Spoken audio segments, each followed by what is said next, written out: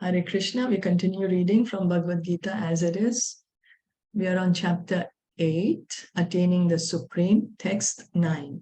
Kavim Puranam Anushasitaram Anor Aniyamsam Anusmaretyaha Sarvasya Dhataram Achintya Rupam Aditya Varnam Tamasa Parastat. Translation and purport by His Divine Grace, A.C. Bhaktivedanta Swami Srila Prabhupada.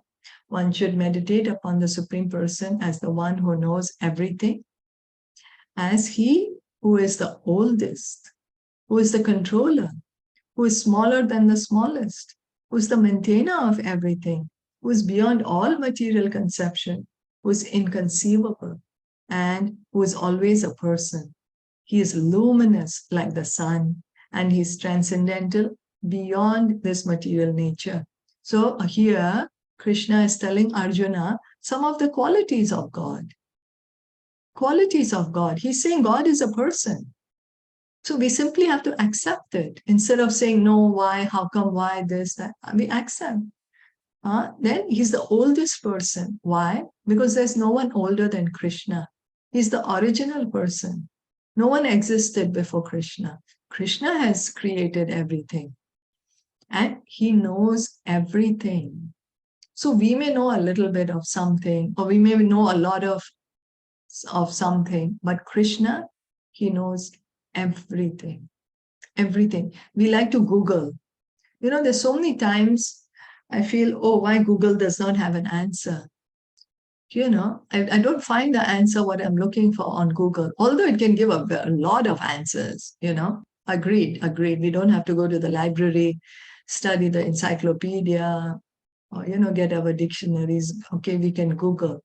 But yet, not everything, not all the answers. But Krishna, he knows everything. Smaller than the smallest. How is that? He enters the atom as the Paramatma. That's how he's the smaller than the smallest. He's the maintainer of everything. The Nityo Nityanam Chetanas Chetananam. Katha Upanishad says there is one eternal who is maintaining all other eternals. So we are all eternal. And who's maintaining us? Is Krishna. God is maintaining us. And who's all beyond all material conception. Krishna is not material. He's spiritual. If we try to imagine, we won't be able to. Why? Because he's spiritual. We cannot imagine spiritual things. He's inconceivable. Krishna has amazing, inconceivable potencies. And we said he is always a person. He's luminous like the sun, and he's transcendental beyond this material nature. So God is not material. God is transcendental. Krishna, his form, when the picture that we see, that's a spiritual form. It's not a material form. Then we will say, oh, it's not material. How can we see it? Krishna is making it available for us to see. He's kindly appearing in the deity form for us to be able to see her. The process of thinking of the Supreme is mentioned in this verse. The foremost point is that he's not impersonal or void. So some people say, who's God? Oh, I don't know who's God. Maybe God is, maybe, I don't know, maybe nothing, or maybe zero, or maybe some energy, or maybe I'm God, or we are all God, or maybe the demigods are God. No, Krishna is God. God is only one. He has many names. He has many names. Some people call him God, some people call him Allah. We call him Krishna. One cannot meditate on something impersonal or void. It's very difficult. So suppose we say, okay, let's think of nothing. Let's try to meditate on nothing. How can we do that? The mind can't be empty.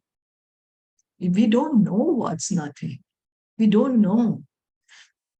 So the process of thinking of Krishna, however, is very easy and is factually stated herein. First of all, the Lord is Purusha, a person. We think of the person Rama and the person Krishna. And whether one thinks of Rama or Krishna, what he is like is described in this verse of Bhagavad Gita. So we have seen a picture of Krishna. We have seen his deity form. We simply have to remember that. The Shyam Sundar form with two hands holding a flute, peacock feather on his head, curly hair. That is God. That is Krishna. Or if we are attached to Lord Ramachandra, we can meditate on Lord Ramachandra. These are not material. This is how God looks. So, first of all, the law, okay. So the deity is not material.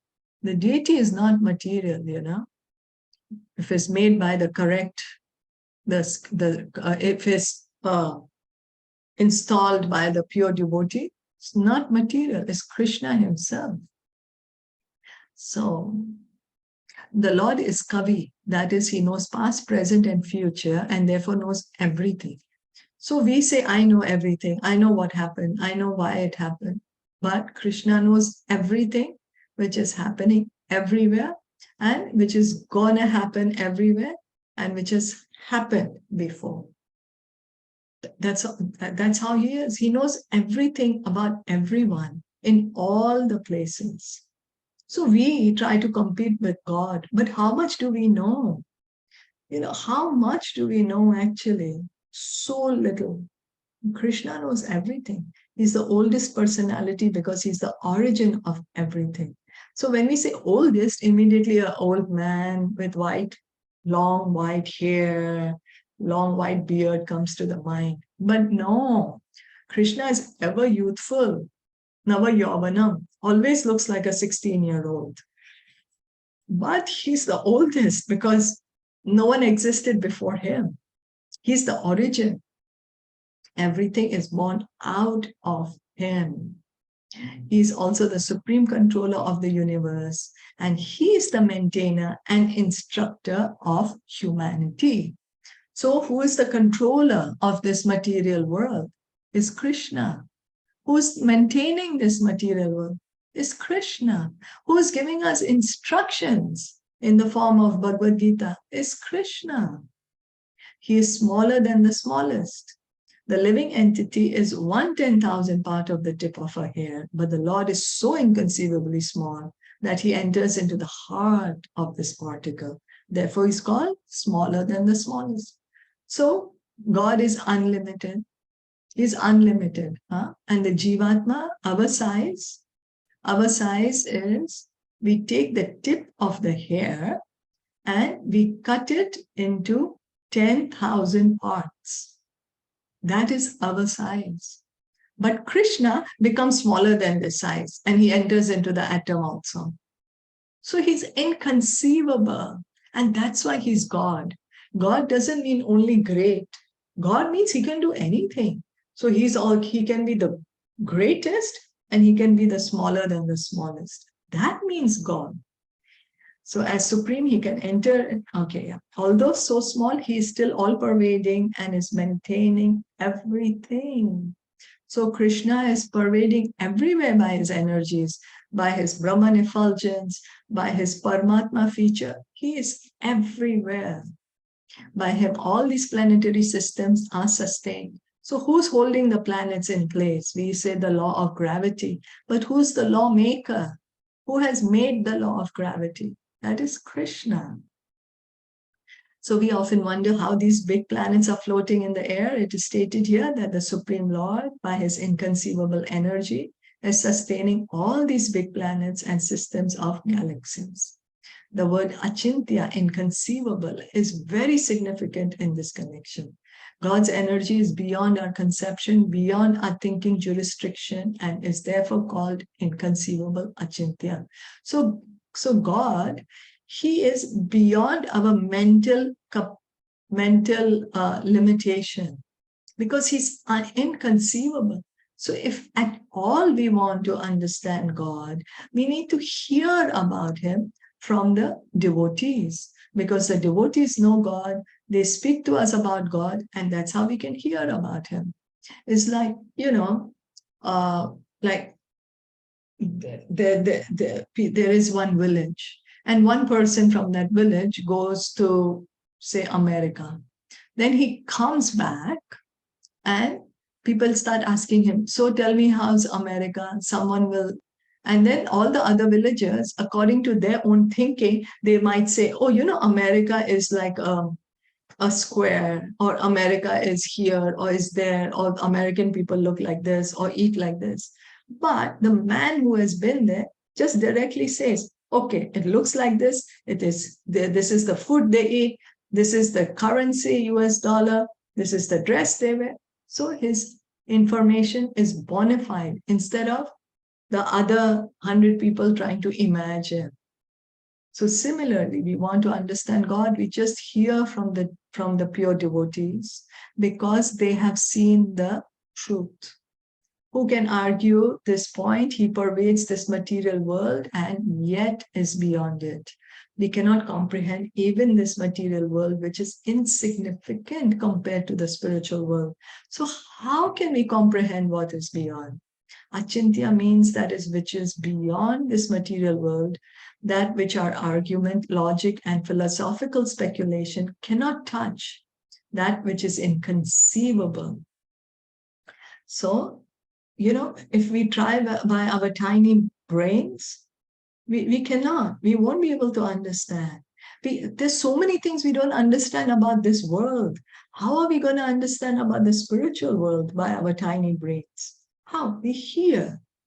Therefore, intelligent persons avoiding useless argument and speculation should accept what is stated in scriptures like the Vedas, Bhagavad Gita, and Srimad Bhagavatam, and follow the principles they set down. This will lead one to understanding. So if we at all want to understand the truth, we simply have to hear about the truth.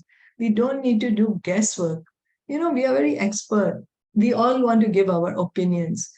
It should be like this, must be like this, maybe it's like this, why not is like this, why my belief is not the truth. I have this belief, so the truth should be like this. We have so many misconceptions, but all we have to do is simply hear. That's it. And we will understand the truth. That's all we have to do. Continue to hear from Bhagavad Gita and Srimad Bhagavatam. Please make sure to hear from the right source, though. Is that okay? And continue chanting Hare Krishna. Is that okay?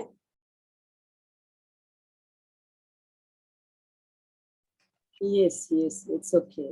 Did anyone want to add anything, or any comments, or share any realizations? Yes, I want to share, not realization exactly. I just want to make sure, like when I do chanting, so ek mala bhi khatm nahi hota hai, I feel sleepy. Is it happen with everyone or it is only with me? What you feel? Like I feel sleepy. मुझे नींद आने लगती है. Yeah.